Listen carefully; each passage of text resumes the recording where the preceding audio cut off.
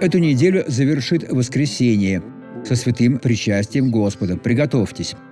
Псалмопевец, написавший Псалом 77, сказал в стихе 12 следующее: «Он пред глазами отцов их сотворил чудеса в земле египетской на поле Цуан». Моисей проклял Египет 10 казнями, посрамив его богов. Был бог муха, был бог саранча, был бог бури, и всех их Бог посрамил через Моисея. И Бог хочет, чтобы сегодня вы тоже делали дела во имя Его, чтобы пропащие поверили. Этот человек поверил. У меня был рак губы. Так? Теперь я его не чувствую.